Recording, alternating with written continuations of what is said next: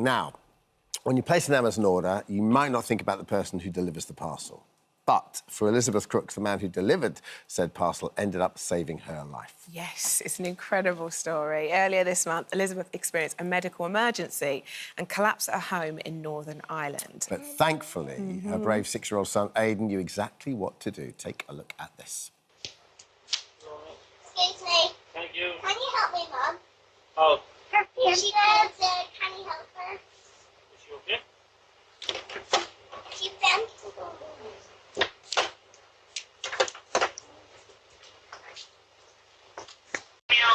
On the sofa, half down, is that right? Yes, yes. And there's 2 small children here. Are you in the house? Yeah, no, I'm here. I'm delivering. The 2 children asked me to come in. All right. Okay. So Aidan's quick thinking saved his mum's life, and we're very pleased to say, very proud Elizabeth joins us with Hero Aidan right now. Morning. You didn't say morning. Good morning. You are on the telly, that is you. Look at you. Aidan, who you got with you there? Who's that? Who's that? Look. Who's this? Baby. Baby Teddy. Baby Teddy. Teddy. It's good to have baby Yeah. Teddy and Aidan Elizabeth with us. Elizabeth, tell us about that day. So just give us some background. You've got some health issues. Baby. Yeah. So, unfortunately, I do have a few chronic illnesses. But on that day, I just felt generally unwell the minute I waked up, to be honest. Yeah. I was meant to be going out with the older 2 for my birthday of all days. But This was your birthday? it was my birthday. Oh, my yeah, gosh. my birthday. What a birthday. Yeah. But yes, by the time I got up and dressed, I was like, no, something's not right here. And I started to feel the really fast heart rate, started to feel very unwell. So, I ended up calling for help, but unfortunately, before it came, I ended up passing out. So, yeah, it was not a good day at all. No. So initially you called an ambulance, but you also called your mum, Yes, right? yeah. So I let my mum know I wasn't well. She was on her way up to the house. And then I did call an ambulance. But about 10 minutes after, I ended up passing out. And that's when my son noticed. Because you sort of knew your symptoms to a point. I knew, yeah. So normally when you lie down, it does calm down, sort of settle, but it just wasn't. It just kept going higher. So when I called the ambulance, I was about 160 heartbeat, and then just before I passed out, I was about 180. So Oh, wow. Okay. yeah, it was quite high. Oh, my goodness me. Aidan, what do you remember from that day? Do you remember Mummy being ill? Yeah. Yeah. And then do you remember what happened? Yes. Well, can you tell us what happened? The delivery driver turned up, yeah? And what did you say to him? And my mum fainted. Yeah. And then, but you were such a good boy because you picked up the package, didn't you? He remembered the delivery. Yeah. And then, had you trained him to do that? Like, was he, Yeah. Packaging or what? No, from a young age, to be fair, yeah. Because of my health, we did teach them at a young age what to do in emergencies. So thankfully, this is hopefully the first and last time they've had to use it. But it's obviously paid off. Like, he was so calm. It didn't really hit him until the ambulance came, didn't it?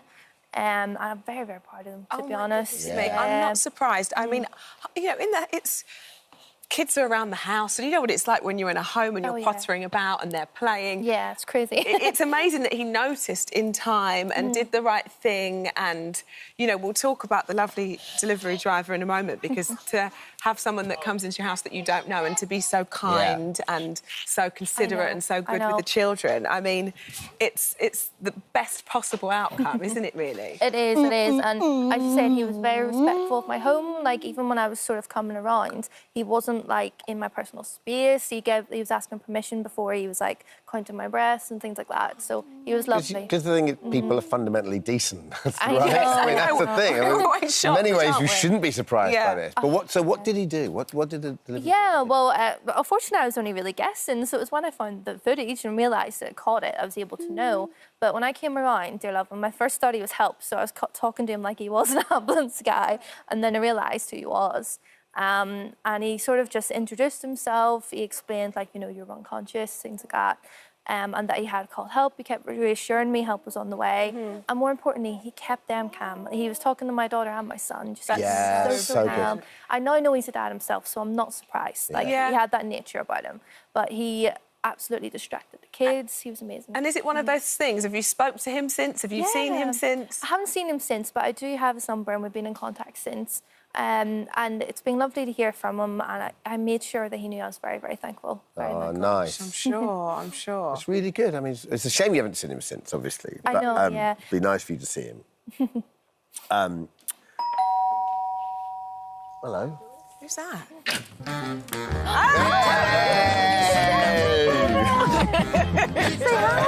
It's Brian! Hey, Brian, lovely to meet you. How's it going? How are you? Fainted. My mummy fainted. My mummy fainted. Your mummy's good now. Mummy's good now. Brian, welcome along. Thank you very much. Thank you for being such a hero. Oh, We're my incredible. goodness So, me. talk us through the day for you. It's like just a regular day, right? It was actually a terrible day with the rain. You know, it was horrible out. And when I came up to the door, Aidan came out, and I was shocked, like, because it was Yeah. horrible weather, Yeah. like. But it'd make my day easier with someone taking the parcel off me. Yeah, the package out. Yeah. But when he asked me, like, I didn't really have time to think, as you've seen on the video, you know? Yeah, sure. So, yeah, I just went in and seen what was going on. I didn't know what I was going into. But the thing is, like, it would have been quite a traumatic day for most people, and you know, you'd probably be forgiven for taking the day off or going for a drink or something. You know, you just had to get on with your deliveries for the rest of the day, didn't you? Yeah, I had a long one after. But Oh, bless you. just get on with it. So when you initially went into the house, Elizabeth was unconscious, right? Yeah, yeah. So that's quite a scary thing. You know, if you're not Yeah, a professional, sure. that's quite a scary circumstance to walk into. Oh, for sure.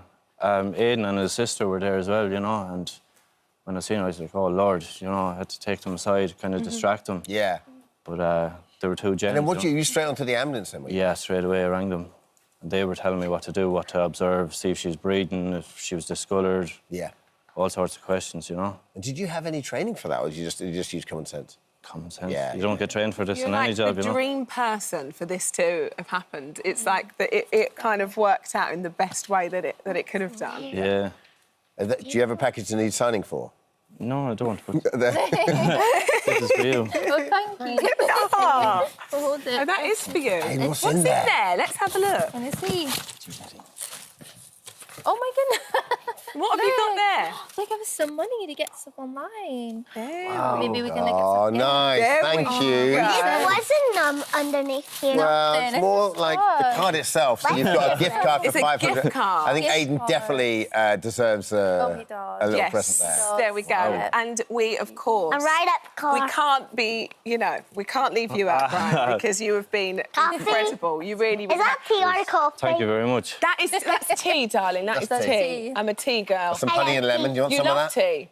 I love tea. Do you? That's do you honey and lemon. do You want me some of to that? make- do you want me Oh, to yeah, make lovely tea? We'll stuff. get you some tea after. You want- Smell it. And he doesn't like that one. Aidan, there's nothing contraband in there. It's only about honey and lemon. This is honestly such an incredible story. You're all kind of a little bit viral now, and you're all now Yeah. celebrities. How are you handling that? It's been strange, isn't it? Like, even like obviously like my community. Come here, sweetheart. Even my community, like in Newton Arts, I would literally be walking the dog, and I know he's loving it now. Loving life. He's loving life now. I'll literally be walking the dog, and I'll be like, "Excuse me, I recognise you," and you're like, "You have to explain where from." What about you, Brian? Yeah, I'm getting noticed. I was delivering in her town twice since that happened, and people are recognising me. I was like, oh, what's going on here? Like, What do you expect? You've done something to me. And Aidan Aidan seems to be happening It's very comfortable. just Very fine. comfortable with the new fame. Yeah. Well, thank you. Thanks, everyone. Thank you both Really all appreciate so coming much in. for Appreciate coming it. in to Thank see you. us. Thank you. We'll get you a cup of tea. Yeah? You Want want a some tea? tea? Yeah? Want some tea? Yeah. Okay, Yeah. we'll get you a tea. You deserve one. I can't. I feel like I also need some parenting advice. Whatever you're doing, please write it all down Thank you for so me. much for visiting our This Morning YouTube channel. We upload new content every single day, so go ahead and hit that subscribe button, and we'll see you in the morning. Last month, 15-year-old Jack Dolan said goodbye to his mum, Lisa, and stepdad, Dave, and headed out to enjoy a summer's day with his friends and his girlfriend. What happened that day changed the family's lives forever. While with friends, Jack attempted a flip into the sea from the pier in Margate, but failed to resurface. Yeah, he spent 8 minutes underwater and needed to be airlifted to hospital. A month later, he's in a hospice, alive, but with extensive brain damage. Jack's mum, Lisa, and his stepdad, Dave, both join us now. Thank you so much for coming to speak to us about this, because it's actually quite raw. It's only a month ago. Yeah. Is it 33 days he's been in hospital now? Yeah. First of all, tell us a little bit about Jack, because he sounds like he was so much fun. I know he had ADHD, But that was like his superpower, wasn't it, Lise? Yeah, he was just really wild, and he was like the kindest kid you could ever meet. Like, we'd have to jackproof things. You'd go in and you'd have to be very careful because he was 100 miles an hour. The jackproof thing. We called it jackproofing. So as he was younger, we'd make sure things were attached and windows were locked, and we always had to be like a step ahead with him. But he was so loving. Like, he was crazy, wasn't he? But he was in a good way. Yeah. He was, you know, there was no aggression. There was no. He was just I'd call him, he was lovely, but he was annoying. Because he didn't stop talking, he didn't stop asking questions, he didn't stop moving. Yeah. And he could make a friend in any room, no matter who it was. They're all great qualities, aren't they? Oh, we had a neighbour, she was very poorly. She was 60 years old, and he'd say, I'm just popping around the Karens. We'd have to ring him because he'd be round there for 3 hours, helping her with her jobs and talking watching to her. TV and... and then at the other end, I've had messages from 4 different parents saying how he taught their 3-, 4-year-old kids how to ride their bikes. Brilliant. And it didn't matter where he was, he made a friend anyway, absolutely everywhere he went. And had good friends, because with the ADHD, he had no filter, he had no... So he'd want to know how much you weighed, where you bought your clothes from, what your parents' name were. Really? But he'd also tell you, so you couldn't... We weren't allowed secrets, because he'd tell you absolutely everything just to talk. But it meant he made friends everywhere. Yeah. Everybody loved him. Like, nobody. Credit to you. Yeah. So let's go to that day and tell us what happened, because this is the first time you let him go to the beach without you. Now, it's very important to stress this, and it was interesting. You would always do assessments with him, wouldn't you? When he was diving around, jumping around, like you said, you have to jackproof things. But you'd always say, "Oh, look, I'm the worst for it. I'm a big kid myself. Yeah. If he's jumping off something, 9 times out of 10, I'm doing it. And there's a video, so that we put a video up to show that he did it a lot. But you could see the difference in if you've seen the video that's online. I walk up to the edge. I have a little look. I walk back as I'm kicking my sandals off. I've made sure it's safe. Yeah. He said, "Dad, can I?" He's not looked. He's gone, "Dad, do you want me to go first?" Go on, in and off he's done, and he's done his front flip, and he's jumped. And he's active, isn't he? He was really active. Yeah, really, really active. But we'd assess it. Like, yeah, you'd have a look. I still do them things myself. Like, and he was my best mate. We did the stupid things together. Yeah. But I'm there to assess the danger and make sure he's safe afterwards. That's the biggest thing. His friends couldn't have done any better. Yeah. They were brilliant. One was in the water. One was on the phone to the Coast Guard. His girlfriend was on the phone to Lisa straight away. So before he even came out of the water, we were in the car on our way down to Margate. Yeah. They couldn't have, but as an adult being there, I know that I'd have swam to him. Yeah. Where that's the only thing that was missing. But it's important to stress this though. It's not like he didn't jump and hit his head on a rock. He didn't jump. There wasn't anything submerged. No. This is literally just like a complete freak accident. Just the way his head hit the water. He knocked himself out. We think he knocked himself out, winded himself, so, because he was floating. Yeah. And when he was floating, obviously, being a 15-year-old, they thought he was messing around. Sure. I think we would have thought he was messing around, because bubbles were coming out of his mouth. So you still assume that, obviously, that shows that he's breathing, and it was only when he sunk that his girlfriend realised that something was, wrong. Yeah. And obviously, by that point, with the current and everything, he wasn't where he sunk, kind of thing. So when, everyone was looking for him, they couldn't find him. Yeah. Because when she phoned me, she went, he's in the water. And I was like, what do you mean he's in the water? And then so I was on the phone to his girlfriend, and you can hear what she's saying? Yeah.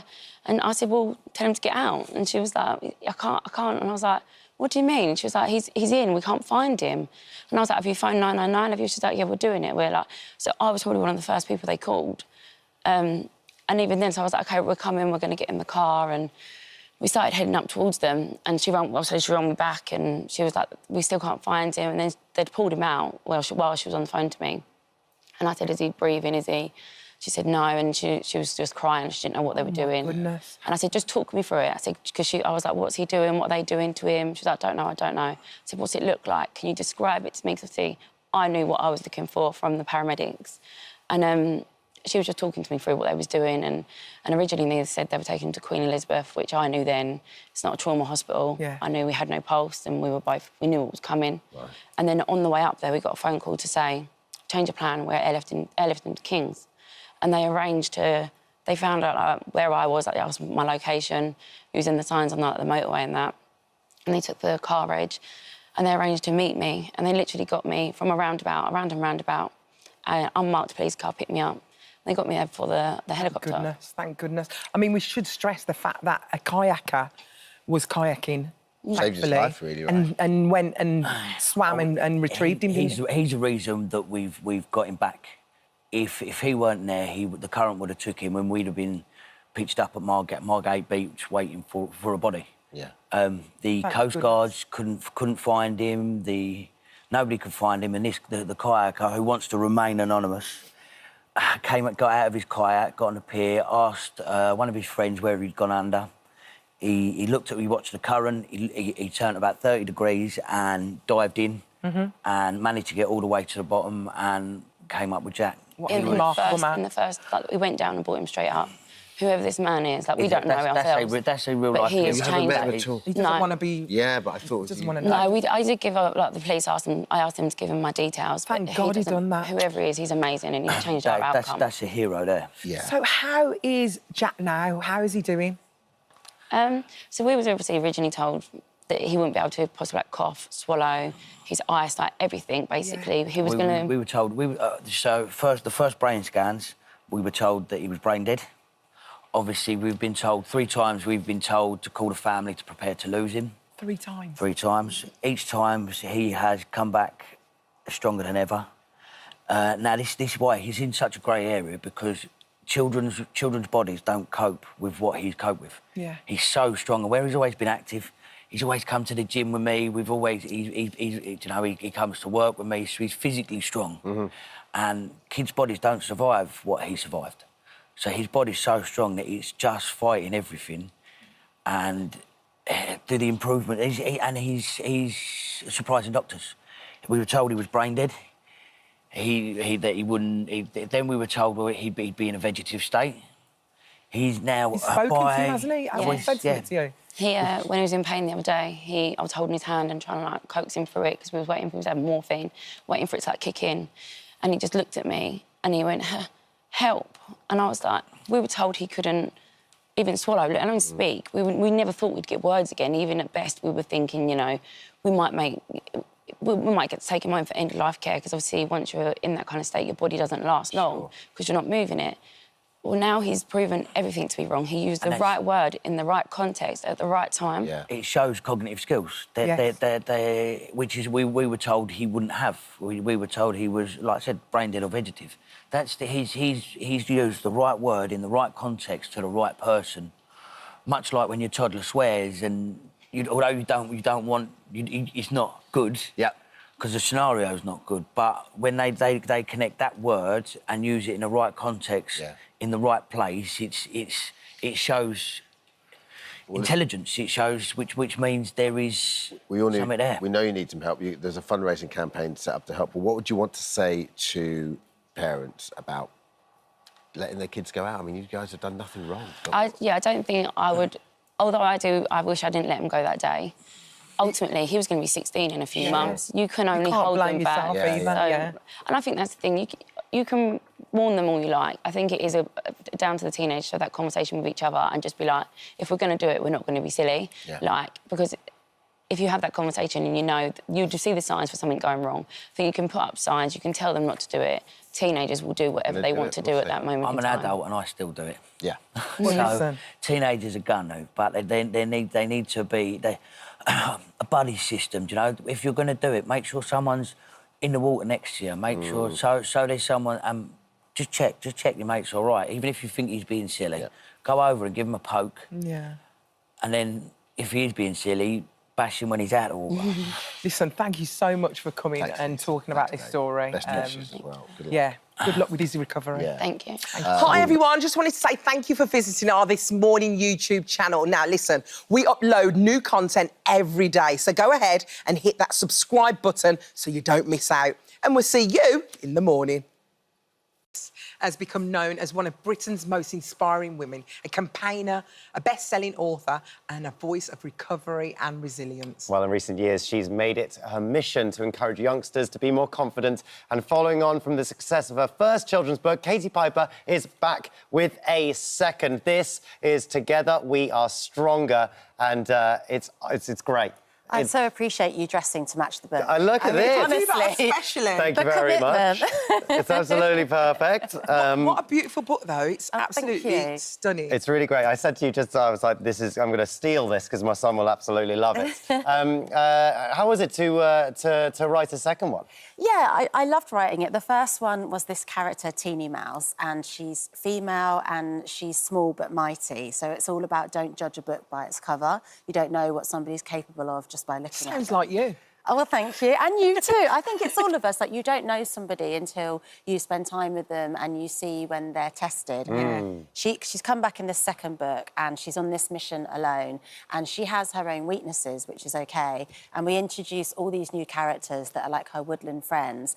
And they have things that make them unique and they have things that make them diverse, but they are their strengths. And they find out that actually in a group we can achieve so much more. And as a community, we're so much more powerful. Hence the title. Together We're Stronger. It's like a superpower, really, deep down, isn't it? I think so. We were talking to Sam Thompson yesterday about superpower and our diversities are our superpower. Yeah, and not feeling less than, and that actually, what is a complete person? Like, some people flourish in one area, others don't. Yeah. And if you can delegate and lean on people, then you can achieve so much more. It's kind of your ongoing theme, isn't it? Together we are better, together. That's what I tell my husband. If he does the housework and I come here to this morning, together we're better, you know? Has he done it? Not yet, It's funny, like we were just saying, it's like we're on telly doing this thing, and I literally in the break message from my wife going, the coffee machine's broken, what's going on? And I've got to go home and do the coffee. Together we are stronger. It's true, it's true. Do you think there are going to be more of these teeny tinies? I hope so, because I've always written adult books and, you know, like, my messaging has always been about affirmations, positivity, mindset. Love that. Yeah, and as I became a mum, I wanted to get that message across to my kids, but turns out, like, a 300-word book isn't that interesting to a 10-year-old and a 6-year-old. So having a picture book with illustrations and text was a way to get that conversation going with them. So I would love to do more in that space, yeah. Are they like your editors for your books? Are they your biggest critics? I mean, they're like my trolls. Yeah, they literally see the first edit and they're like, boring, don't like it. Are you serious? know, they're like consultants, but it's good getting them involved early on and also showing them the different things that, because they're daughters, young girls, different jobs that women can have. So they're like my editors, my copywriters, they're my sketchers. So, yeah, it's a team effort. We need these young girls, don't we? We need them in our lives. They help us throughout our life. Exactly, your harshest critic, as you say. Yeah. Another project you're really passionate about is the online safety stuff. And this started after your daughter was approached about it? Yeah, that's right. So I'm working with Virgin Media, O2 and Internet Matters on a new online safety campaign, and it's called Find the Right Words. And that can kind of be the barrier where we don't know how to approach this subject with our kids, or maybe secretly we don't have the knowledge about the internet ourselves, so we shy away from it. I thought I was quite savvy because I use social media all the time. I consider myself young at 40 and connected. You know what's going on. Yeah, so I thought I was safeguarding her, and she was on an online game where I disabled the online chat feature, and somebody, like another player, commented on her score and congratulated her, and they had the username of a YouTuber that she loves. So she's only 10, so she got really excited thinking she was talking to one of her heroes, but the conversation quickly sort of escalated and it was actually an adult. So she shut the device down and she came and spoke to me, which I'm really grateful for. Yeah. That's incredible. Yeah, and it was tempting to, like, tell her off or get, you know, put my own panic onto her, but I tried to say, look, this is what the online world is. People can impersonate each other. It's not always what it seems. And that actually led us to talk about how things can escalate quite quickly. But it's interesting because she actually had it in her mind to come and speak to you about it. So she probably had that feeling deep down that something wasn't right anyway. Yeah, and I said to her, look, this is really important to trust your gut, you know, and the campaign has created these 2 guides. One is around how do you talk to your child, what's the right language, the right tone, asking open-ended questions, maybe using news articles and scenario-based chats. And then the other guide is what do you do? The practical stuff, the parental controls. Especially if you're not computer savvy, Yeah. you don't actually know. How do you limit Do that you stuff? think parents should know and should know what's going on and should know how to use the technology that their children are using? I think it's important to have knowledge, but I think it's also worth saying there's nothing shameful about using devices. They are good social tools, they're educational, they're part of modern day, so we don't want to shame parents. Yeah. And I hold my hands up to say I got it wrong, and I'll probably get it wrong again because it's evolving all the time. Like, you think of stuff like AI and deep fake, you know, that is like Scary, isn't it? audio, video, impersonating not just celebrities, but friends and family. And you might think you're talking to someone you know in the real world when you're not. So you've got to stay abreast of it. You can't bury your head in the sand, that's for sure. Why do you think it's so hard for parents to be able to talk to their children about this sort of stuff? I think if you lecture your children, they automatically switch off. Yeah. So, you know, I think it's about navigating it together and having open communication. And it's not just predators online. There's a whole thing of, like, body shaming, cyberbullying. You know, there are real friendship groups going online and having all those kind of politics and problems.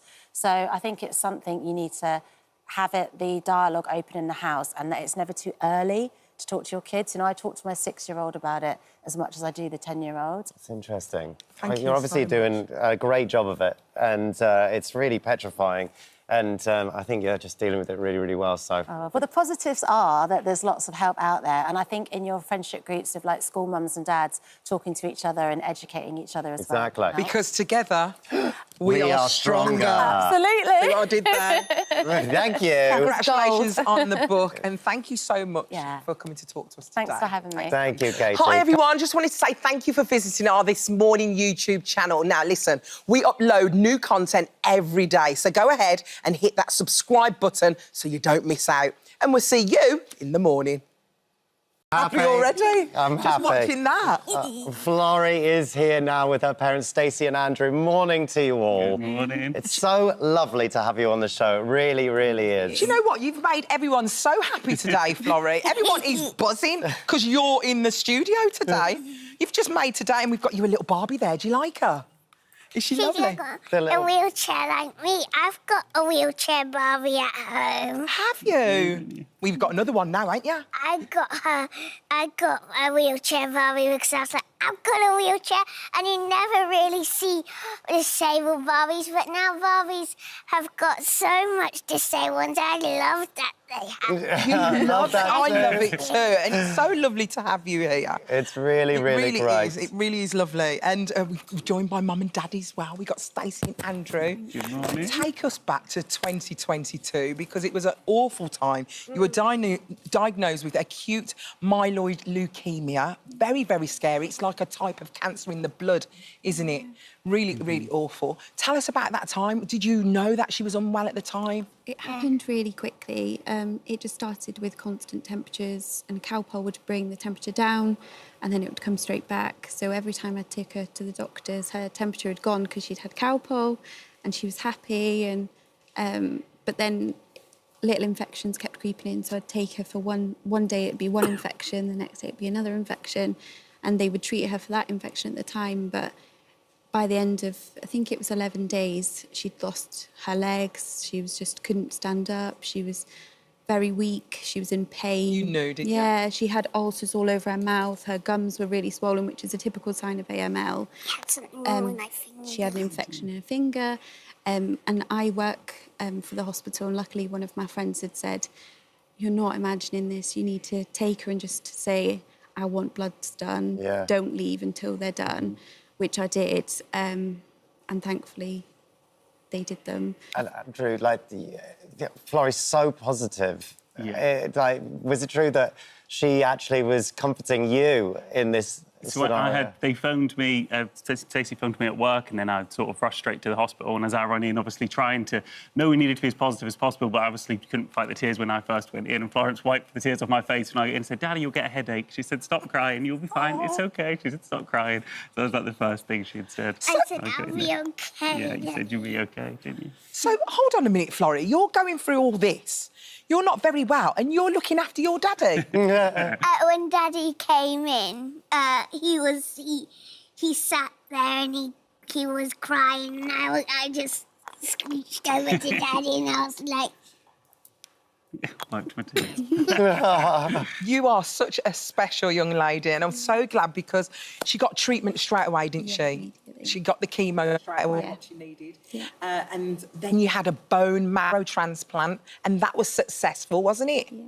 So Now I've got a broken back. You haven't. It's not because of that. Yeah. So what we're looking for something else now. She might have to have. Is it a liver transplant? It's a lung transplant. A She needs lung double transplant. Yeah. All of the treatment has unfortunately caused a lot of damage to her lungs, but it was the only way we could get her cancer-free. But yeah, now she needs a lung transplant. And that's why you've got your oxygen tank, haven't you? And that goes everywhere with you. Yeah. And you're going to be on the waiting list very soon, is that true? Yeah, so she just needs a couple of immunisations, then she'll be on the list, and then we can't be more than 4 hours away from London, just ready for that call at any point. Florrie, how do you do it? How do you stay so positive with all of this stuff happening? Well, I really like to be with my family and everything, and it really helps me and stuff. And I just like to think about the good stuff and try and have as much fun and stuff. And you're an online superstar now with your TikTok videos. How did that all come about? When did that start? Well, we were in hospital and we thought, oh, maybe we should try and, like, do this because hospitals, we try and show people that hospitals are not just about sad stuff. You can have fun there too. So we tried one TikTok and then it just blew up, so we were like... We were having fun doing them, weren't we? We were having fun and everyone else enjoyed it. I do like doing a TikTok, and as I can see, you have a lot of fun. And it just makes people so happy, doesn't it? It really does. It really does. And it's great that you're sort of showing people that, you know, that optimism is so important, and you're so inspirational. Honestly, it's so amazing to just have you here, and even the fact that you're beaming with a smile now. It's just, honestly, it's incredible to me. All of the incredible support and comments we've had on all of the TikToks really helped us as a family sort of just get through it all as well. Seeing that wave of support from everyone was amazing. Yeah. And you've got the Be More Fab charity. Now, what does it mean, Be More Fab? So Fab is my initials, because my name is Florence Ava Barr. I mean, obviously, Fab. That makes a lot of sense. Pretty fab. And you've made a charity now, haven't you? And you've raised so much money. Yeah, so originally, our town were absolutely fantastic. We needed to raise money because we were originally going to be potentially going for treatment was abroad. Yeah. Because they thought her options in the UK might be limited, so we were advised to fundraise at the time. Our town helped us raise over £500,000 in a month, which was... unbelievable. And outside of our town, too. The support was incredible. We can see, like, wherever you go, she just spreads love, doesn't she? Yeah. Everyone just falls in love with her. Yeah, it's unbelievable. Flora, did you go and see Taylor Swift recently? Yeah. Oh, how was that? I really loved it. Oh, yes. Yes. I'll tell you what, we've... have you seen The Masked Singer before? Yes. You've seen The Masked Singer? Her brother loves it. If your brother loves it, well, I would love you all to come down and watch the show. It's filming in September, I think. I'll treat you all... I can introduce you to all the guests and all of the panellists. You can meet Jonathan Ross and all of that stuff. And it's honestly the best day out. You'll have a lovely time. I can invite you back to this morning. Give you a tour backstage. You can come back here again anytime you want. You could do a TikTok with me. Yeah, that's what we want. We were speaking about that earlier. We're definitely we might do a TikTok with you later. Oh, what are we going to do? You're going to tell me what to do. You tell me what to do. I definitely want to do a TikTok. Flora, you also love painting and stuff, don't you, right? I love art. Do you? We've got a little present for you. Ooh. We've got in a lovely little hamper. Oh, we've got yes, that's a big hamper. All from our friends at Hobbycraft. You love a hamper?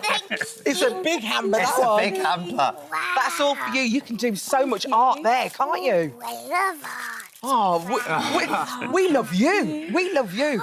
Genuinely, Florrie, I've got a 10-month-old child, and so it's the idea of of anything happening to Wild is just devastating, and you've dealt with it all so beautifully, and you're such an inspiration, and I really love that you guys have come in. Thank you so much. Thank you so much for having us. Thank you. Florence. Hi, everyone. Just wanted to say thank you for visiting our This Morning YouTube channel. Now, listen, we upload new content every day, so go ahead and hit that subscribe button so you don't miss out. And we'll see you in the morning.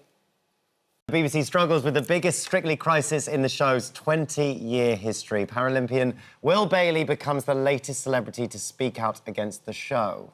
Competing back in 2019, Will was forced to withdraw 6 weeks in after sustaining an injury during rehearsals. To find out more about this behind-the-scenes experience, we're joined by Will live from the Paralympic training camp in Slovenia. Hello, Will. How are you? Good morning. Hey.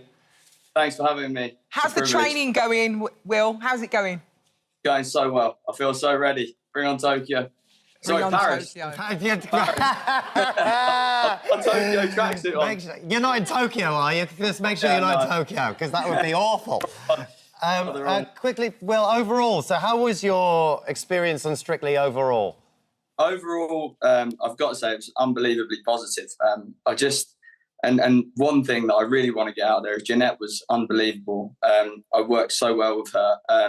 We're both so fiercely determined, and we both wanted to win, and we gave it everything, and she eked everything out of me that she could have done because I was rubbish at dancing, and I owe so much, and she made me feel so good.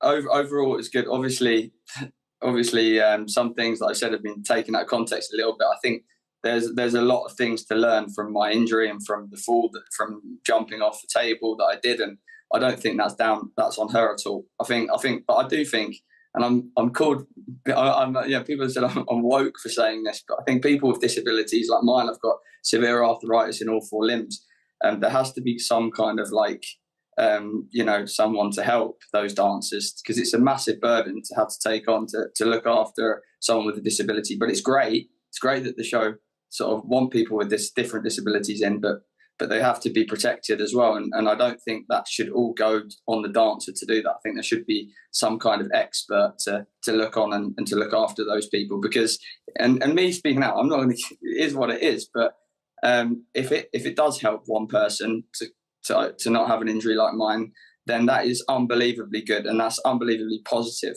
And I just wanted to say that, really. Well, Will, let's go back a little bit, because I can remember the first few weeks you were absolutely incredible, and you really enjoyed your time on the show, didn't you? Mm-hmm. Absolutely, thank you. I loved it. Yeah, I felt like I was in a dream, to be honest. I felt like I was out of body experience, because for a table tennis player, for a nobody like me to get on a show like that, I felt so grateful, and I felt so honoured. It was just it was crazy how big it is. I mean, I was just Paralympian, and when I got on the show, everyone knew who I was, and I was just it was surreal. Well, you wasn't a Paralympian, and with that comes, you're competitive and you're driven and you want to do absolutely everything. So tell us what happened when you got that injury. What led up to it? What was going on? Yeah, so I mean, we were practicing the dance, and it was my favourite dance. I was so gutted I didn't get to perform. I was Casper the Friendly Ghost, and it was the jive. We had the jump in the sort of, I knew there was going to be a jump, but we didn't practice it in rehearsal, and then I did it in the dress rehearsal, and that's when I jumped off the table in the dress rehearsal, and that's when the accident happened, and it was just really, obviously it was traumatic for me, because having a disability anyway, having Tokyo coming up, that obviously got delayed since, so I was so lucky about that I got a chance to compete. It was hard. It was really, really hard for me at the time. Obviously, I mean, I've been through a lot worse. Everyone who knows my life stories knows that I've been through a lot worse, but I mean, it was still very challenging, especially on that massive, like you say, everyone knows about Strictly. It's a massive show. Under that sort of scrutiny, then not being able to walk for 6 months, having that recovery time, feeling lonely at times. I mean, it was mentally hard, not just for me, but probably more so for my family, who had to put up with me struggling. And what was not what was me, it's how can we learn from this? How can we support people with disabilities going into these shows? And again, I'm scared to say it because I sound woke saying it, some people say. But, I mean, Jesus, if you can't say that, then I don't know what you can say, really, to be quite honest. But what was the care like on the show after you received your injury? Was grateful that they covered my surgery. I think it was just it was. I just felt that it was like there wasn't a lot of communication after the surgery, and it was just like get on with the recovery, and like I just felt there could have been a bit more there, and I felt like immediately after my fall, I did just go to a hotel room and I got ice put onto my knee, and I just felt like if that was my daughter or something, I'd like her to be taken to hospital and checked out straight away, and I had to sit there all night, and I was calling my mum, and I'm not a baby, I'm an adult, but like I was put in a big situation under a lot of stress. I was put in a hotel room after tearing my ACL, and I felt like that probably wasn't the best move, but like just that's just my opinion, and maybe I'm wrong, maybe I'm deluded, but that's how I felt. But Jeanette, can I say I'm not bringing this up now? Like people say, you're joining the bandwagon. I've written to the BBC, like not me personally, but I've asked someone to help me write a letter. Will, don't worry. People say I'm joining the bandwagon. I've had loads of people, like Strictly supporters and stuff, saying you're disgusting for joining this bandwagon. My situation is so unique.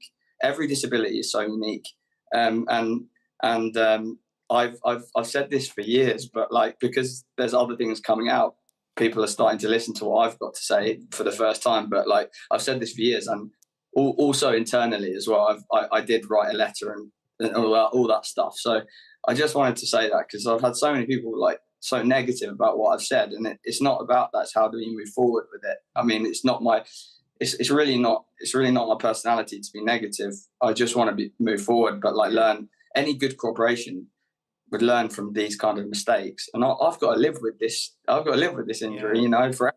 Like, so I have to deal with it, and I think some kind of responsibility, some kind of sorry would have been amazing for me to hear. Amazing, it would be really nice. It must be so difficult to speak out on something like this. How do you feel about speaking out about it? Does any part of you, you say you're getting some sort of form of backlash and stuff, do you regret it, or do you think it's worth it for what sort of can help in the future?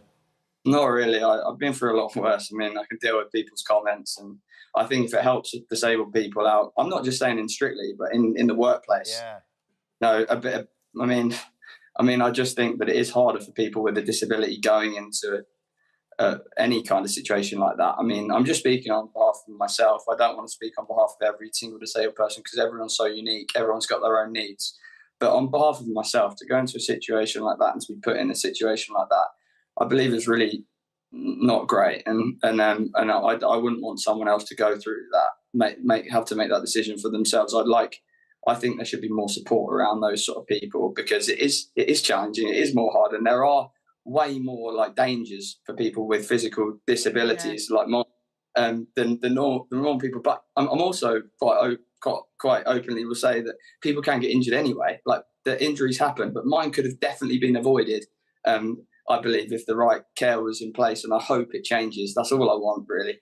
And by all means, we know we're not beating up on Jeanette. She was a great pro, and I think there is a lot of pressure on the pros to be wonderful. And I know she checked up on you as well, didn't she, when you wasn't very well? Yeah, amazing pro. She's been so, she was so supportive during the show. You know, like I said, we're both so competitive, and we wanted to win, and she wanted to push me. She wanted to get the best out of me, and that's what you want from any kind of team. Really, that's what you want from any kind of teacher. She was so professional, so supportive, and very talented presenter, and I want the best for her for sure. Well, Jeanette has come with a spokesperson. Jeanette had a great time dancing with Will, and one of her favourite moments on the show was doing their contemporary couples choice. Her celebrity partner's safety and enjoyment was always a priority throughout the time on Strictly. Jeanette has never received any complaints and has maintained friendships with all her partners, including Will. And the BBC have also got a right to reply, and they've said, we have a long-standing protocols for dealing with injuries if they occur, and that includes contestants receiving all necessary treatment and support as required. Well, thank you so much for being on the show. You've been nice, and good luck with the Paralympics. Yeah, it's going to be so great. Thank you so much. Thank you, everyone, for the support. Try and get the gold medal. Yeah, get the gold, Bab. Get the gold. Love you, buddy.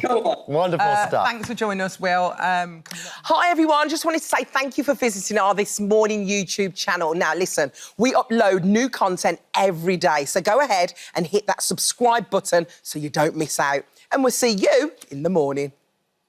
Our next guests are huge social media stars, but their videos might not be what you expect. Borefluencers film themselves doing everyday mundane tasks, and we are joined today by 3 of the UK's most successful. Hey, guys. We've got Samuel Wolfenden, who is known online as the Hoof Guy. There he is, hoofing around. He gets thousands of views on his horseshoe videos. Wow. Dave's so good. I'm obsessed with it. Whereas Yves Way turned his pressure washing business into a social media phenomenon. There it is. So satisfying. Yeah, and then our third guest is Ria. Says that she's now earned a whopping 6-figure salary. What? Thanks to her videos opening and playing with children's toys. Morning the nicest nails ever. I know. Morning to you all. Morning. Thank you Good for morning. joining us. We'll start with you, Sam. You're a farrier. Yeah. I checked you out last night. Yeah. Got into a web of social media. Probably lingered a little bit longer. Might have been there for like 15 minutes when I only expected to be there 1 minute. Really, really interesting. Tell us a little bit about, for people who don't know what that is, what does your job involve? So my job's, I'm a specialist in equine hoof care. So my job's to maintain the health of the horse's hooves the best I can. Yeah, and you've trained for this as well, haven't you? Yeah, you train. It's a 4-year apprenticeship. And I've been doing it for myself now, like, nearly 16 years. So, wow. And when did you start posting the videos online? Was that... probably about a year and a half ago. OK. I just put a video because there's not much out there. And it got quite a good reception, so I just kept doing it. I mean, farriers don't normally look like this. They're normally a lot older. They normally keep their tops on. Was that just a one-off? Do you know what it is? It was really hot. Or was it really 30 degrees. hot? Yeah. I mean, you know, if you want to take your top off, you've got to take it off. If you're hot, you're hot. It's a hot job. It's a hot day, you know? When you're hot, you're hot. You know what I mean? Floor, look at that horse. No, but you've... It's unbelievable. It's 771,000 followers. Yeah. Can you believe it? Yeah, no, it's unbelievable. Surreal. I honestly can't. But, you know, I'm grateful that everyone loves watching it and tunes in. I've got a lot of time for everyone that does. And I really enjoy doing it. I really enjoy making the content now, and it brings a lot of awareness about the trade. Not many people knew what a farrier was and what it involves. I had friends for, like, my whole life, and they were like, I can't actually believe that. I knew that was your job, but I can't believe that is your job. So it's been great. It's so addictive, honestly. I love watching these videos so much. I just because there's a beautiful craft to it as well. Yeah. And there's something about the process when you, I don't know the technical term, when you steam it on. Yeah, burn it on. I love it. So I'll literally be up watching these videos late at night. My wife will look over at me and I'm like, and I go past the naked ones of you and then I carry on. Yeah, keep going. It's like, it's no, honestly, you're checking out the body. Come on. I'm there for the hooves. I'm there for the hooves. And you're so lovely with the horse. Yeah, well, so that's lovely. an important side of it. Like, my horses are all the same. I look after every month because it's usually they're on a monthly cycle. So, like, I've looked after some of these horses for, like, 10 to 15 years. Oh, it's lovely. They like seeing you. Do you know, like, you pull up and they'll win in, like, they know I'm there, and then the nicer you are with them, the nicer they are with you, so it's great. And Yves, let's go on to you, because you're into the pressure washing side of things. Yep. And again, very, very satisfying. I watch those videos. I like to see a good before, like really dirty, and then a good after. How did you get into this? And how much dollar are you making now, bud? Doing all right. I used to have a kitchen renovation business. During the midst of COVID, the logistics of that got quite difficult, so I needed something else. And I was walking my kids to school constantly, and I could see driveways that needed cleaning. So I figured, right, if I like pressure washing, I've done it at home before, I can offer that service. So initially I started making videos so I could promote that as a business, and then they just took off. We had sort of millions of views and lots of interactions. It's unbelievable. Yeah. But how do you make the money? Because a lot of people at home are like, well, how does he make the money if he's just on Instagram? How do you... Currently, we make money through sponsorships, so companies that want to work with us. Then we have to sort of pick and choose who they are rather than just going for anybody, because we want to offer value to the audience that are choosing to watch my content. But we make a subsidy income like that. And then, obviously, we get paid for the services we provide when we're cleaning as well. And so do you make more money from the Instagram now than you do from the business? It's up and down. It's Wow. up and down. But the benefit is mine's very much sort of you're under the elements of the weather. So if it's pouring with rain and I can't work for any reason, I can make a video indoors, I can post it, and we might be able to earn some money doing it that way. It's unbelievable. And Ria, you make a 6-figure salary with your business. It's YouTube. Yeah. And you're unpacking and playing with toys. Yeah. And just showing your hands, really. Yeah, yeah. How did you get into this? Because you was a teaching assistant. How did you get into it?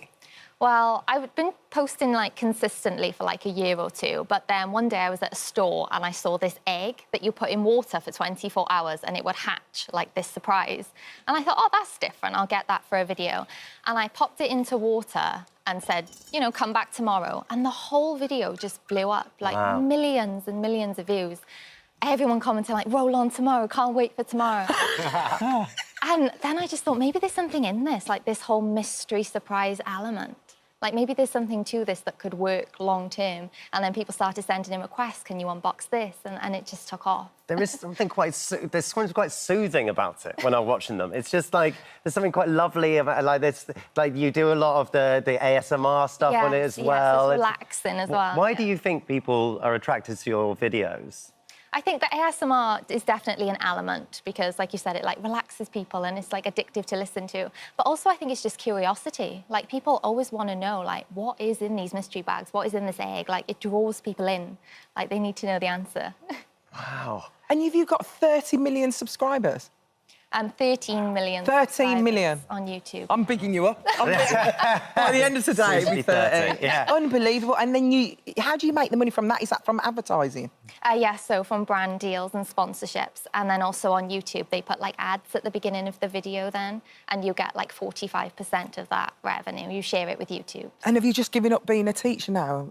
I have, yes. I never went back after lockdown. I just thought, let's see if I can do this. It's so fun. I love being creative. Did you think it was ever going to become like this? Never. Like, when I first joined, I didn't even know you could make an income from it. I don't know whether I was naive, but I literally had no clue. I was just doing it for fun and to be creative, and it just all took off. Honestly, You know what? I think fair play to the lot of you. Honestly, it's incredible. I'm so addicted to it. I think it's brilliant. Keep smashing it, and we love watching you. Thank you so much for joining us on the sofa. We really appreciate it. I'll come along for a day of hoofing. I want to do some. You should do that. Yeah, I really want to. Thank you for coming on. Do some pressure cleaning with us. Oh, you should definitely. Hi, everyone. Just wanted to say thank you for visiting our This Morning YouTube channel. Now, listen, we upload new content every day, so go ahead and hit that subscribe button so you don't miss out. And we'll see you in the morning. He stole the nation's hearts when he was crowned the King of the Jungle, and he is the smiliest member of our This Morning family. But Sam Thompson says none of it would have been possible without his ADHD.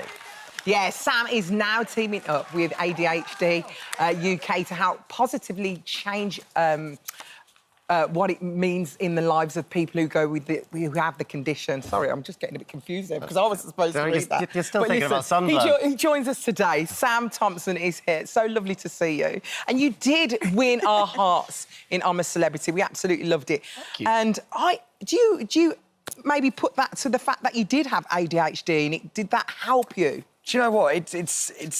I've done a lot of things recently, a lot of videos where I say ADHD is like a superpower. And I genuinely do believe that throughout my life it has helped me gain a lot. And there's a lot of negative stigma around ADHD, which I just want to change. Yeah. I want to be like, no, there's so many positives there as well. And I genuinely do believe in the jungle when I was out there, you know what it's like. You have the energy and you want to speak to people and it gets real boring in there. So you've got to do something. So I would attribute some of it to it, yeah. But I love your enthusiasm. I love how excitable you get. I love the fact that you hug longer than normal. You know what I mean?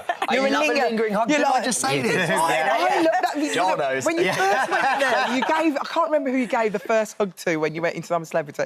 But I absolutely love the fact that they were a little bit awkward. They found they were like, oh, gosh. And And it's What's so, going on here? Back to tell them to get off. It's so genuine as well. I think that's what people love about you. It's like this infectious enthusiasm. I remember when you first came out, I wrote you a little note, and I was just the like, nicest thing ever, by the way. oh, that's a pleasure. And I just think it's so lovely to see someone who's genuinely lovely doing well.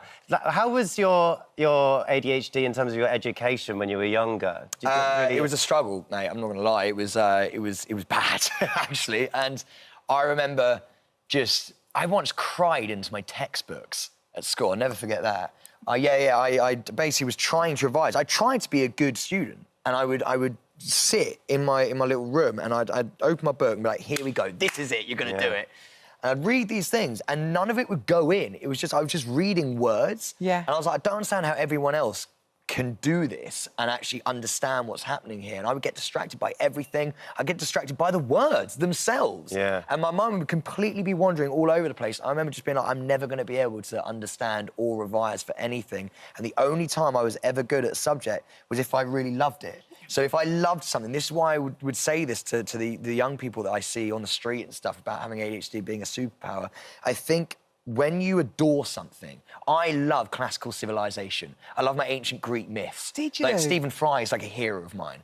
And so because I'm so invested, I love Harry Potter. I know all the lore. So I do all the deep dives into the lore and all this kind of stuff. Yeah. Like, I'm a proper nerd. So all that stuff, I'm so proficient in. But anything that I actually don't find interesting, I struggle so much to even slightly understand it. I think what it comes down to, isn't it? It's like different people want to learn in different ways. Yeah. And so, like, some people learn a certain way really well, certain people just... And because the education system is one particular way for one particular type of person, that's what makes it really difficult, I think. It is. And also, I think I was probably the last generation where no one quite knew what was going on as well. And every brain is different. You know, it's not just about how we learn because that's just how we learn. Every brain is different. And so all of our brains are wired slightly differently. They all process information slightly differently. And there is no one set way of learning. It's why you need to have loads and loads of different options available. Yeah. So, Anna, with someone who's got ADHD, is there lots of different types of people and how it affects people differently? Absolutely. There's no one-size-fits-all. It's like a cluster or a whole set of traits or symptoms, and everybody has a different mix, and not even everybody has the H. So some people will have ADD, which is the attention deficit and the difficulties with organisation, concentration, having the multiple tabs open in the brain, struggling with those areas, but not have the kind of buzzy energy, say, that you have, that hyperactivity component, because the H stands for hyperactivity. So it's not even the case that everybody with the attention deficit issues has the hyperactivity component. Do you know what, as well? I think a big part of joining ADHD UK, the charity that I'm involved with now, I think, is to more for me to reach young people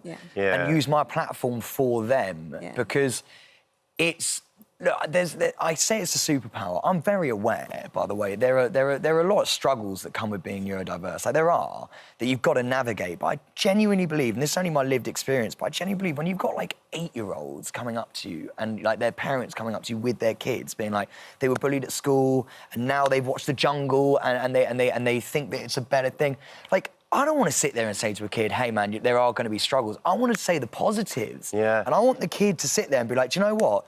This is actually, there are good things to this as well that I can set my mind to. Yeah. I worry that there are so many, they have a negative opinion of themselves once they get this diagnosis. And yes, there are struggles, but there also are so many benefits. I genuinely believe that if you set your mind to something that you absolutely love, you'll be the best in your field. You'll fly. So yeah, I really do believe that. I think we've got some footage, actually, of you in your ambassador role, talking to some youngsters, I think we do. Absolute superpower, I promise you. Put your mind to anything and you'll be amazing at it. Oh, everyone's using it everywhere. I'm wearing the same outfit, Joel. Oh, don't worry. Don't worry about that. So nice. We'll get you a new shirt. Don't you worry. Don't you worry. That's so lovely. And that child is going to remember that forever. You know, it's going to really set a course for her. Mate, it's one of those things where, like, I know it sounds corny, but, like, I want this to be my legacy. Yeah. Of being in this industry and stuff like that. It's the thing that has struck a chord with me the most. And meeting these really young people, like, that girl was so sweet and her mum was so sweet. And she'll never forget that moment. Do you know, and I hope she doesn't, because she... God, I don't know, I'm tearing up a little bit.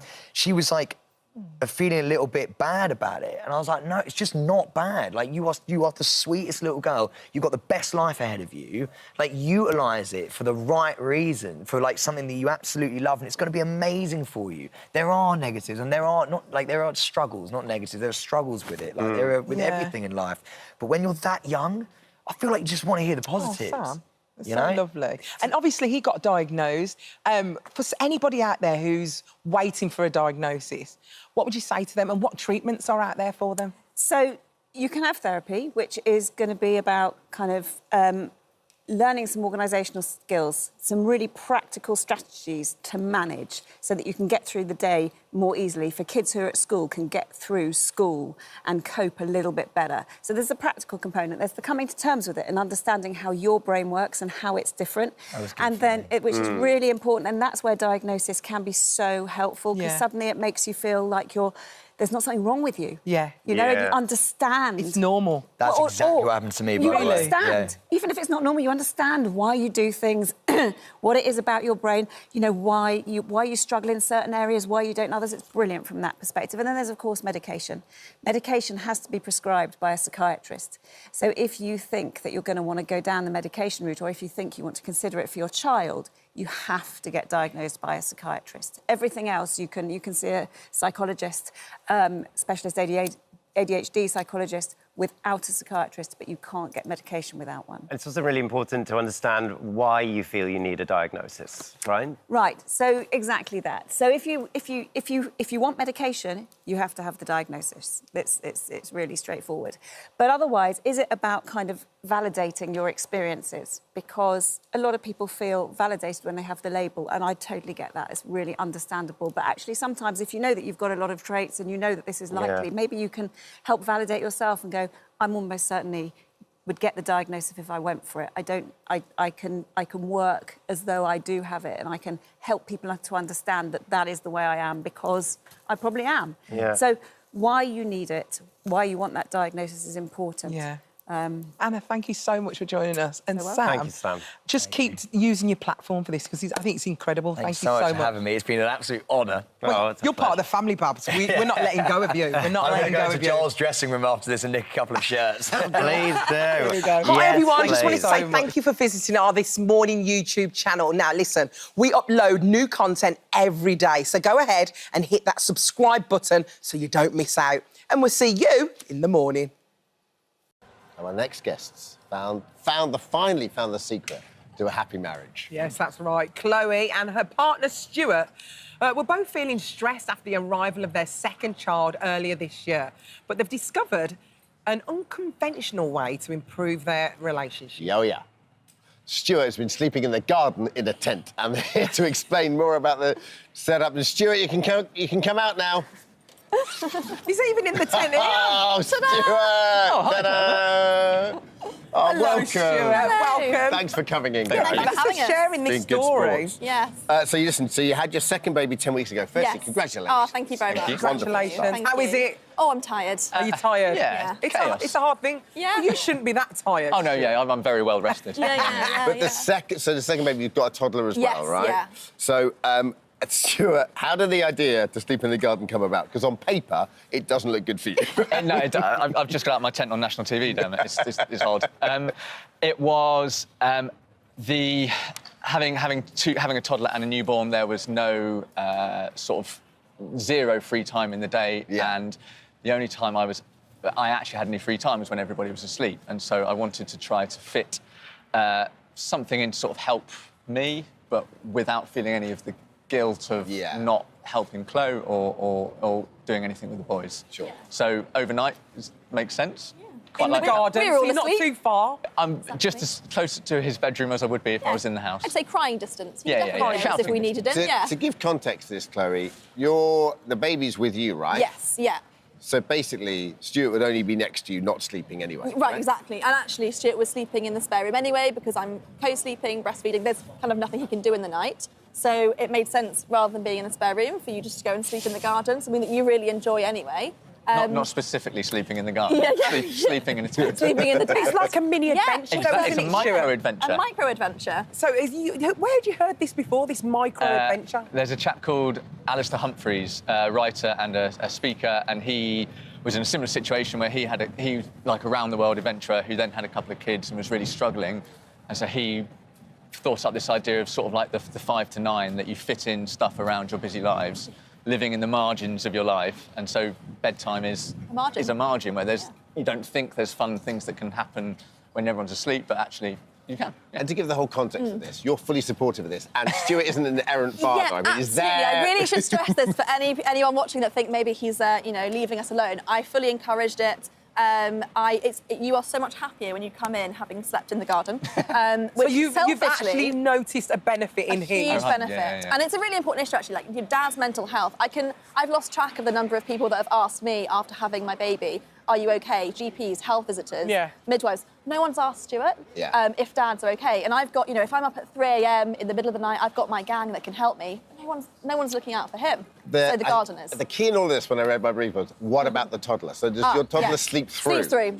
And actually, so that's nothing you need to worry about. Nothing to worry about. And also, as I said, he's in crying distance. So if anything was to happen, he's also got his phone on him. He can be summoned quite quickly. Would you take the toddler out in the garden? Because that would be such an adventure. Well, so he was, when I initially did it, he was very confused about people sleeping in gardens. But fair enough. Fair enough. You did take him camping the other day. I took him camping last weekend up to Norfolk. So now he's got his head round. Nice. Yeah. How was it? Because I really want to. My son's 4. I really want to start him taking camping. Full chaos, yeah. But it was excellent fun, yeah. Went to the beach, slept in the tent. So nice. It was brilliant, yeah. My long-term plan is to move them all out into the garden and then just have the house. See, this is actually what you're going to be thinking about. Isn't his mental health? No, it's completely. Very much. She's just playing the long game. Playing the long game. Chloe, have you ever thought, you know what, tonight I'm going to go in the tent tonight? Absolutely not. No. I've got the whole double bed to myself with a tiny baby who's sleeping pretty well, actually. And you come in the morning. I think it's really nice, especially, to be honest, I would say you're a fair weather garden camper. It's been quite rainy recently. He's not been out there. But today, like today, I think you'll be out there tonight. But is it true that he's so happy in the morning? Is he? So happy. Gets up early. So happy. Gets the packed lunches he's happy ready. because he's had a good sleep. Tell me something. Are you taking this across the road to the park soon? Well, this is the bit where I sound weird, isn't it? This is why we're on the telly. This is the bit. Yeah. There is a sort of park opposite. We live in a little tiny village, and there's a sort of park opposite our house, but it's just a field that no one ever goes to that's got some swings in it. And so I was just experimenting with being slightly further away. You could have a walkie-talkie. I was slightly worried that he was leaving me, but by stealth, just gradually getting further and further away. Next week you'll be in the next village along. No, I'm still here. And then he'd be going to celebrity gardens like, damn it, he invited me to his garden. Honestly, I promise.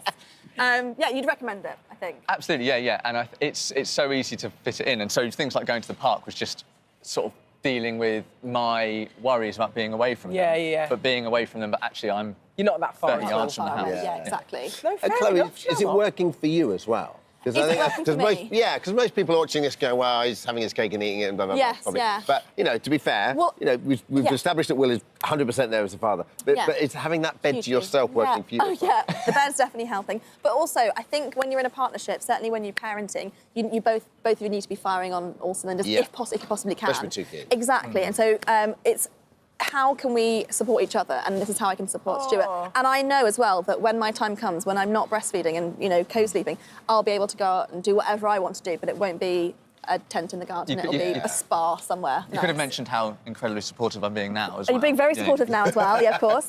I think we support each other, and this is one of the ways in which I support Stuart to help me. It's selfish, really, because it does help me as well. Yeah. OK, well, we can see, because you can see that you absolutely you adore the kids. You're there, you're putting the kids to bed as well, and then you're just going outside. He's a brilliant dad, I really should stress that. Well, we know that, and we thank you for sharing the story. Oh, no worries. Do you know what? You might have inspired loads more dads to do the same. Well, so I know it's very funny, and we've got a tent on the telly. Yeah.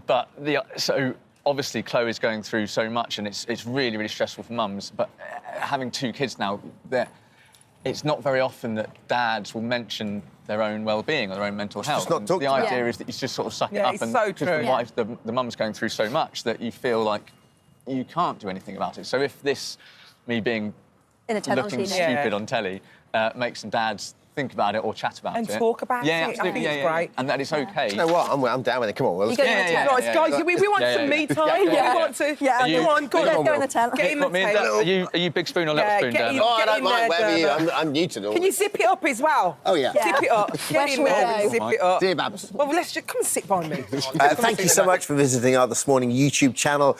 We upload new content every single day, so go ahead and hit that subscribe button, and we'll see you in the morning.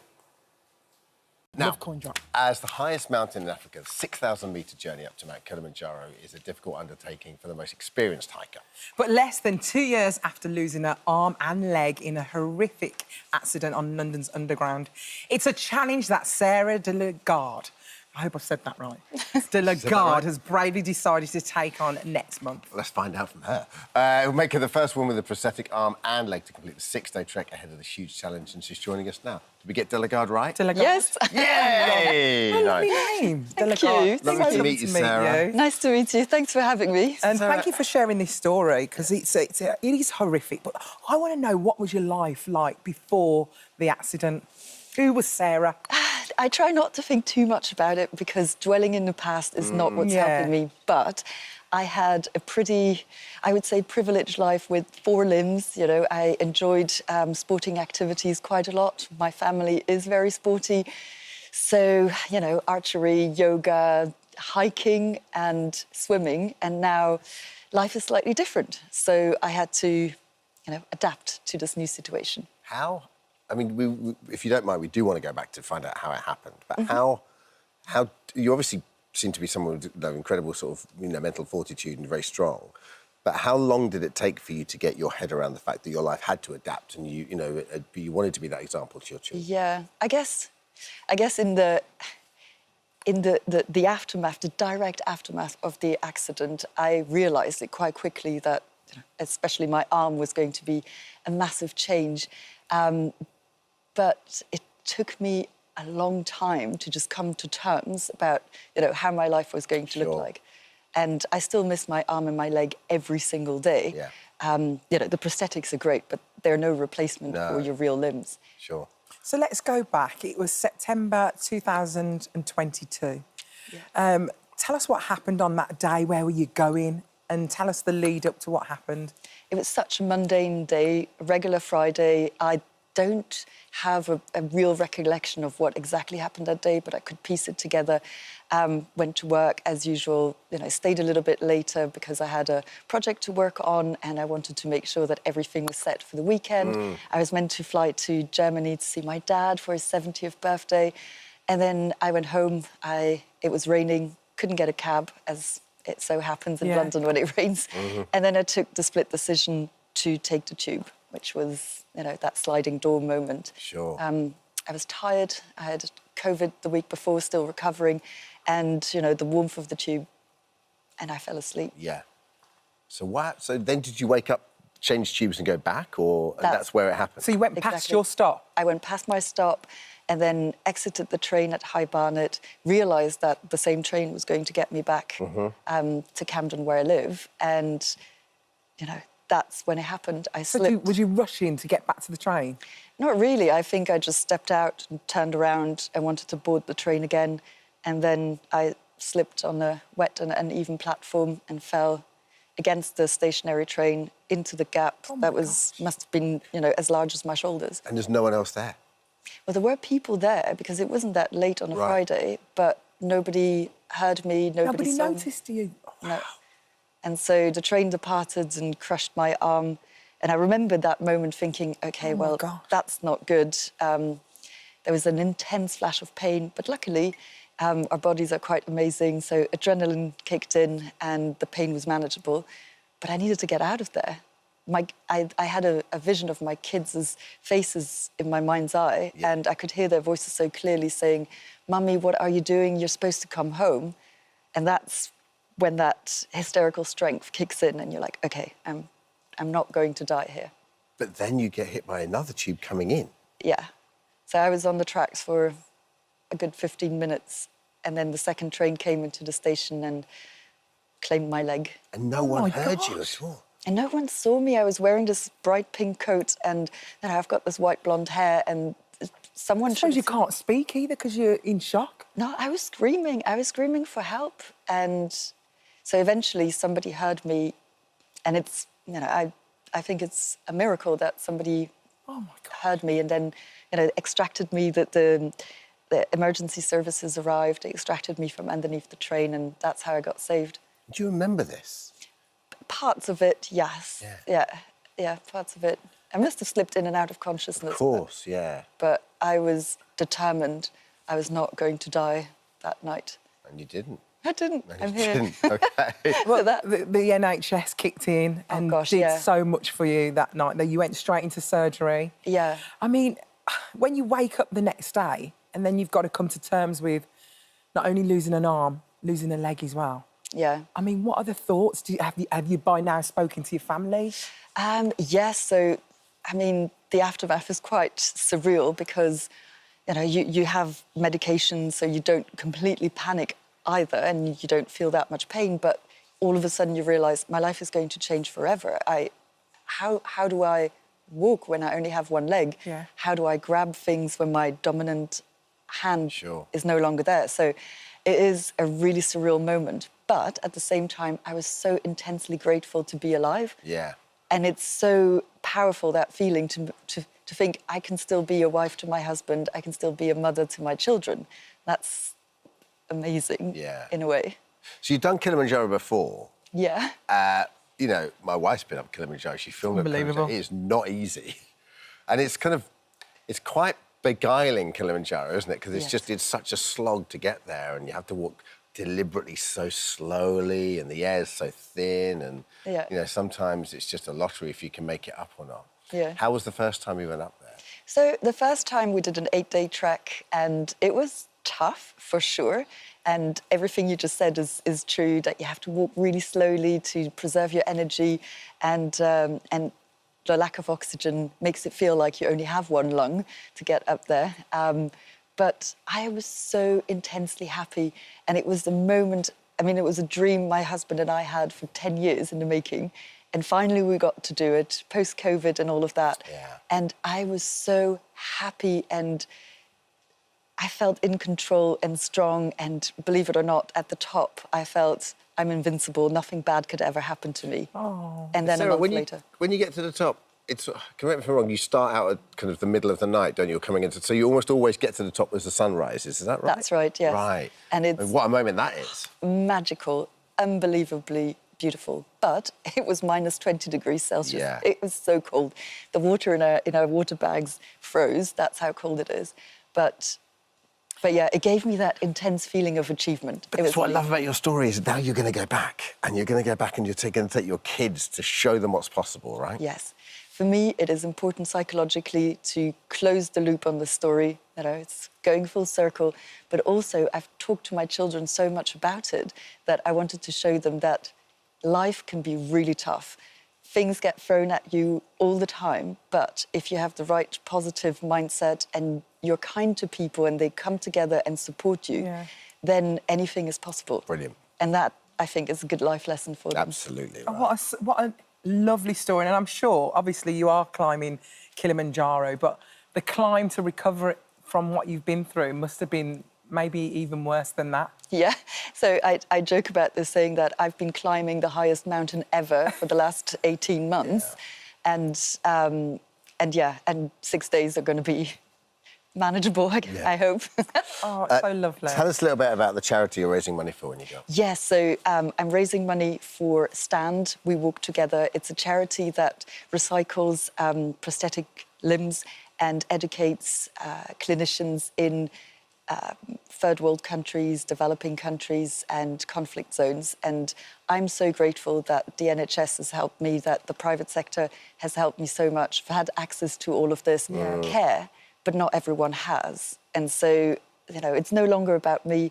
The limbs are never going to grow back, but if I can make a difference to somebody else by, you know, raising awareness, improving visibility and say, you know, if you are disabled, doesn't mean you can't contribute positively to society. Such an inspiration. Sarah honestly. Diller, God, you are amazing. Thank you so much so for lovely telling to your meet you. story. Yeah. Thank you. Thank Lovely you so to meet much. you. Hi, everyone. Just wanted to say thank you for visiting our This Morning YouTube channel. Now, listen, we upload new content every day, so go ahead and hit that subscribe button so you don't miss out. And we'll see you in the morning.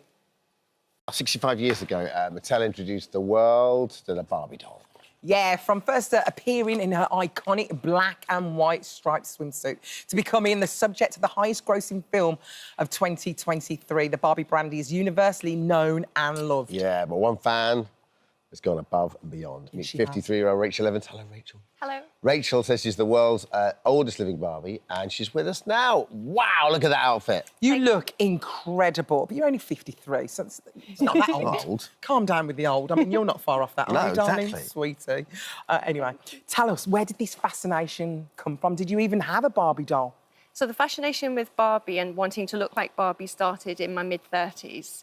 I was an actor and model, skinny, blonde hair, and at the time, the only aesthetic that I had to work with was the Barbie plastic toy doll by Mattel. Yeah. And so that's where it really started, when people said to me, "You look like a Barbie doll." And I was like, really? But as my hair got longer and blonder, I looked into the Barbie aesthetic, started doing procedures to get the same contours and the Barbie face. Because back in the day, before, when you were a kid, you were a goth, right? When you were at school. Yeah, so I was bullied at school for looking like a China doll because I had very pale skin, dark hair, and then in my teens, I was gothic. Look at you.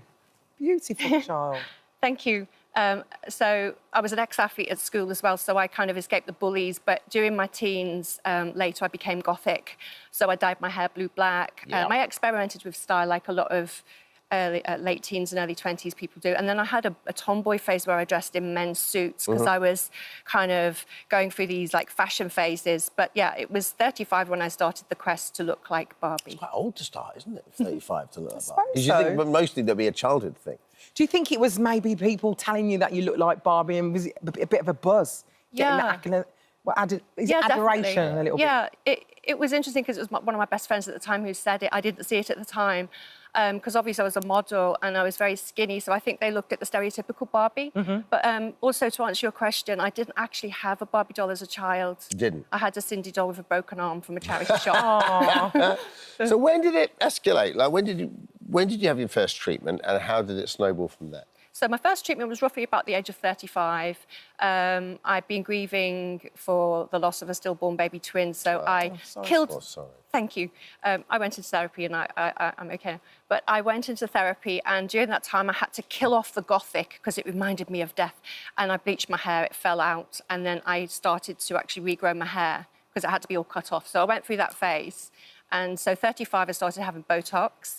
And then the more procedures I had to iron out the wrinkles and lines on my face, the more I was pursuing the Barbie facial, plastic, fantastic, wrinkle-free look. Yeah. And it went into You'll do one thing and then it shows up something. Like you do decorating in your house, you go, you know what, I could do that room now. Yes. I suppose it's the same with having Botox. Exactly. You're like, oh, I could do that wrinkle, that one. Yeah, exactly. It's quite addictive, isn't it? It's addictive, and I was admittedly, you know, I'm going to be doing this till I'm 80, plastic, fantastic, but I carried it through my 30s to 40s. Yeah. And to this day, it's only just recently that I decided to work with the Margot Robbie Barbie aesthetic, which is more natural.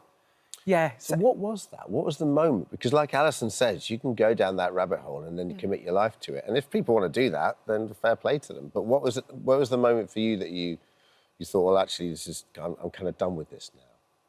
We're done with. So I haven't really said to myself, I'm done with it. I just said Barbie evolves as a plastic toy doll by Mattel.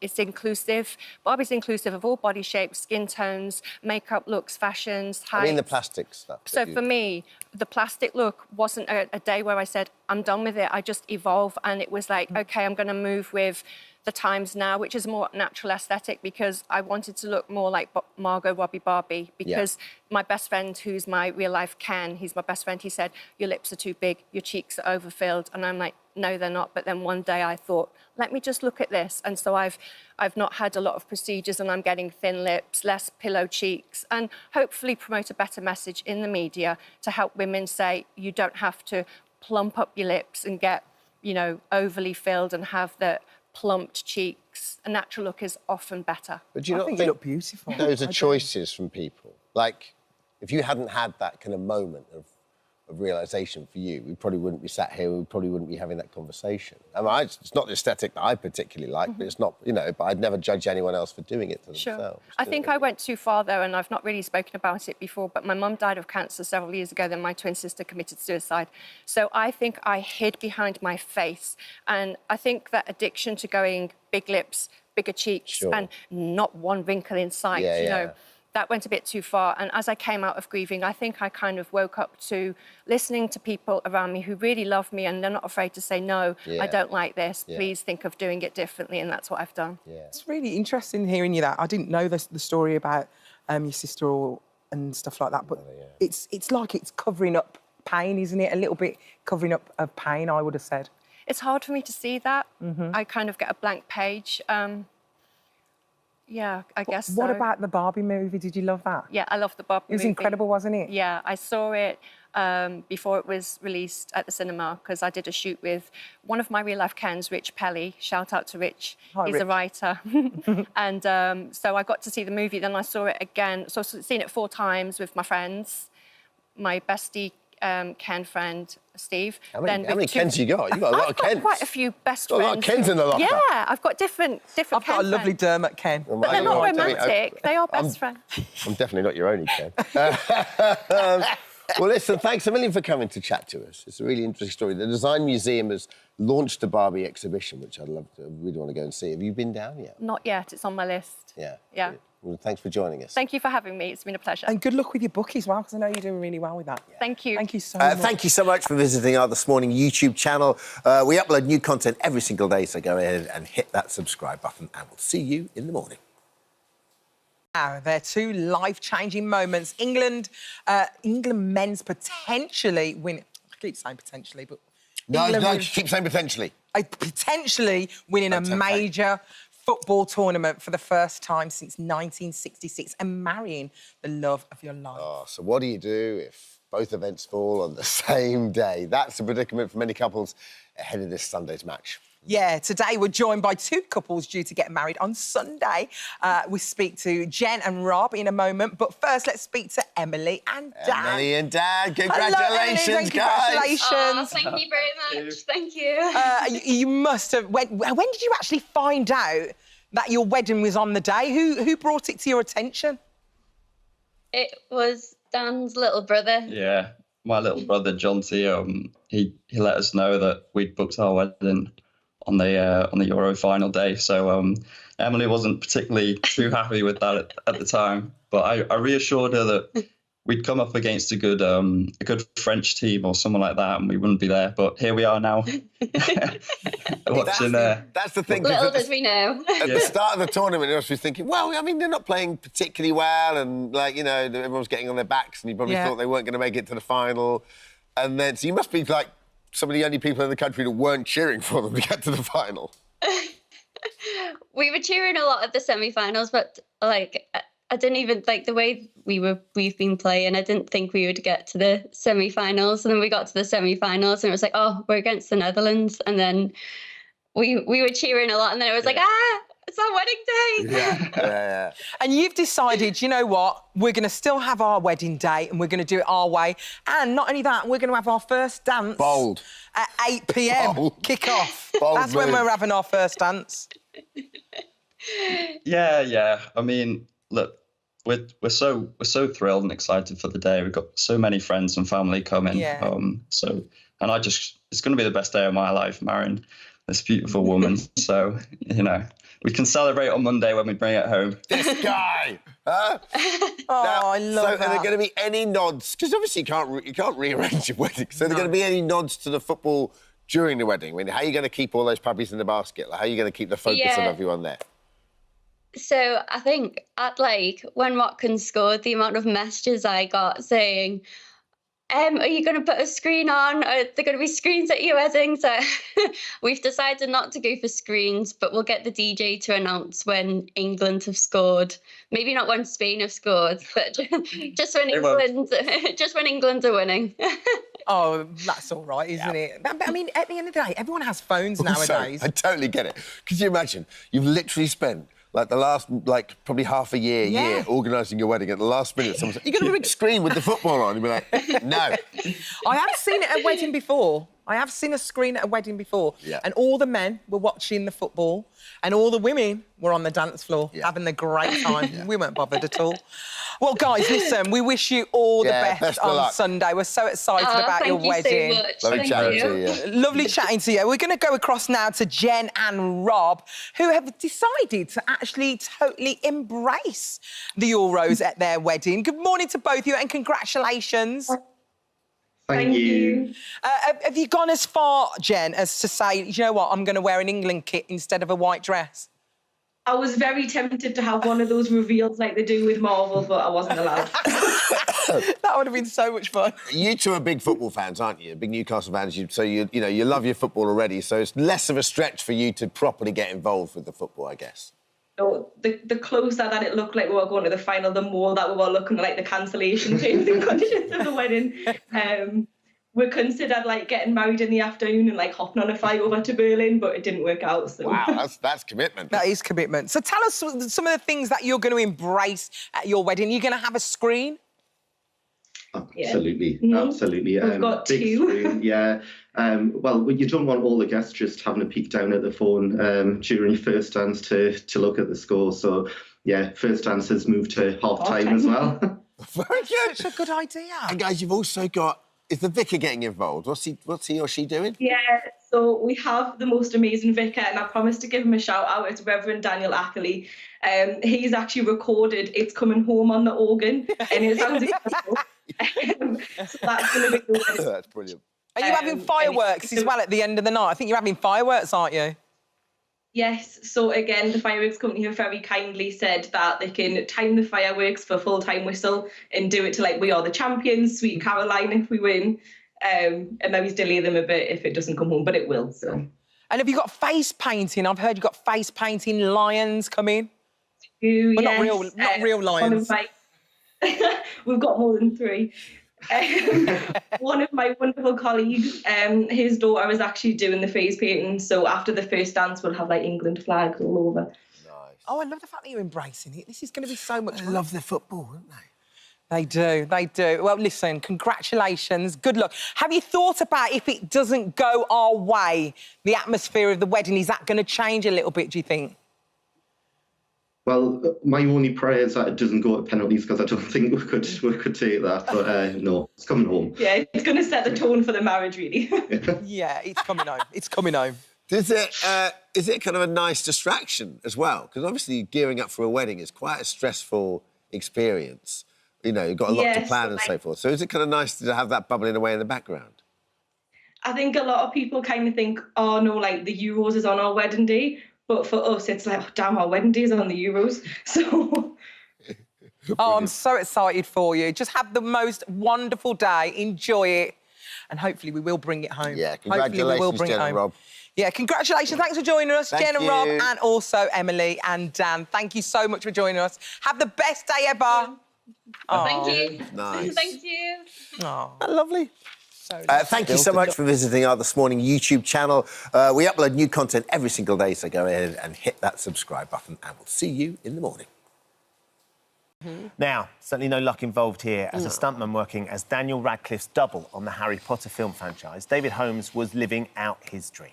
But that was until a tragic accident which left him with a catastrophic spinal injury and meant he would spend the rest of his life in a wheelchair.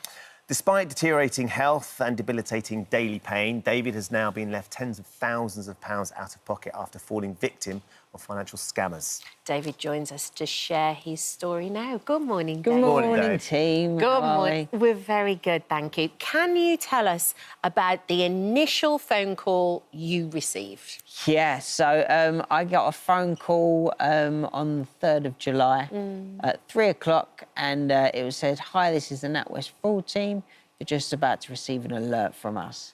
At the exact same time, I get an alert from NatWest fraud team. Which is like a text message. Yep, text message. We've just detected a fraudulent transaction in your account. Right. He said, "Now, as you're on the phone, I'm going to take you through the process to make sure this fraudulent transaction doesn't take place. I can see it was your birthday yesterday. Happy birthday, and I'm really sorry to bring this to you. And then coaxed me through actually helping him make the fraud out of my NatWest. He told me all of my information, home address, everything. You name it, he knew it. He knew that I had multiple accounts with NatWest, and he also knew that I had cryptocurrency linked to NatWest as well. So not only did he take me through helping him create the fraud from NatWest, but he also told me that because he's made me aware that NatWest, that I have cryptocurrency linked to my NatWest card, unless I transfer to the secure wallet NatWest is going to provide, then unfortunately we're not going to cover it on our insurance policy. Alarm bells start ringing then. Of course, yeah. So you're panicking because you've got tens of thousands of pounds which you use to help with your rehabilitation, with your exercise, to maintain a lifestyle that is vaguely manageable. Yeah, I mean, to escape the pain of winter, anybody with any injuries know it's painful in winter. Well, with a broken neck, it's excruciating. So this money's hugely important to you, and so you're panicking. Yeah. And David, at what point did you start thinking, at any point did you think this doesn't sound Not real? at all. I think It was he was so convincing and so personable in the transaction, and all the information that you knew about me, I just hook, line and sinker. And I'm not like... You're not naive? I'm not naive. I do a lot of things, and unfortunately, I was very vulnerable at the time, you know. When it comes to birthdays with my debilitating condition, I always ask myself, where am I going to be next year and the year after? And then, at the moment, I'm going through a project which made me have to go through some really difficult paperwork, and that was hard to sort of digest. And that was on the Monday, and it all just... I mean, I just got out of a physio session as well, so I was pretty knackered, and it all was just the perfect time. And the day after your birthday, what is most people the day after their birthday? They're pretty hungover, Yeah. right? You know, so, I mean, I don't drink, but it was just so targeted, and I'm just, here now to share my story because I've got to find a silver lining on this, right? For sure. And I think that's the thing. Anytime we've had Alice on the show or we've talked to some of our viewers, it's so easy to fall victim to this because, like you were saying, the guy, first of all, called you up from NatWest. He said his name was Jason. He had all these different details. You received the text message. And then, to quote Alice, what they do is they put this time pressure on you as well, where they turn around and say, we've got your... they're going to have your facial recognition. Yeah, he said your phone's been cloned. He said, and because your phone's been cloned, all they have to do is change the facial recognition and they have access to everything on your phone. And obviously, I've got very sensitive information on my phone, just contacts of my friends, everything. So, the panic is unbelievable. So you hand over control. In fact, at one point, NatWest actually started trying to call you because they could see that there was fraudulent activity on the account. Yeah, for real. And he said, you don't need to answer that phone because you're already on the phone with me at the fraud team. So they knew that would be the actual NatWest. It was so well-rehearsed, so sophisticated. When did you realise, David, that this wasn't NatWest fraud When team? I had called my mum across because I can't use a pen, so I had to write down some information and I just needed a second person in the room that... You know, I didn't want my care team involved or anything like that, just because they got enough pressure on them. So Mum come across, and then I was getting a second phone call from NatWest, and Mum said, "I think this is a bit dicky," and then boom, the phone went down, and. But by then it was too late. Too late. I mean, the nature of cryptocurrency is it's a separate currency. It's volatile. It's risky. But you believe when you're speaking to the banking systems, the big corporations, you believe they're there to protect us from stuff like this. And, I mean, NatWest, the fraud team have been good in helping me with the money lost within NatWest. So at least I can pay for my cost of care and stuff like that. Which was £10,000 from NatWest. £10,000 from NatWest. But the rest of the money, the cryptocurrency, I've got to hope and pray that, one, my very expensive insurance company might be able to help me with it. And two, that there's a company I'm working with that I reached out straight away to, and they said it was very good to reach out to them. And they said that possibly, and there's no guarantee, but we might be able to put a stop on the funds on the exchanges and like asked exchanges for damages. It's now. I mean, crypto's a complicated world. The whole point of cryptocurrency is so it can't be traced. You know, Yeah. it's out there. Yeah. You are in the process of writing a book about your life, what you've been through. The thing that is so astonishing about you, David, because we met first of all on the Potter Films years ago, and you were throwing me around the backstage and all the stunt teams, and you taught me how to play Quidditch. And then your documentary that I would urge anybody to see, The Boy Who Survived, is just... Boy Who Lived. Boy Who Lived, excuse me. They're absolutely remarkable. You are such a force when it comes to staying present, making the most of every single moment. Yeah, I think my situation reminds me that, you know, to live in the now, you can't not when you're getting when worse. we spoke last week, I've never heard you so broken. I was pretty broken, Yeah. yeah. I mean, I shared the phone calls. I can't listen back to them. Because you recorded them, didn't you? Yeah, at I one point? recorded them after the moment he started saying cryptocurrency.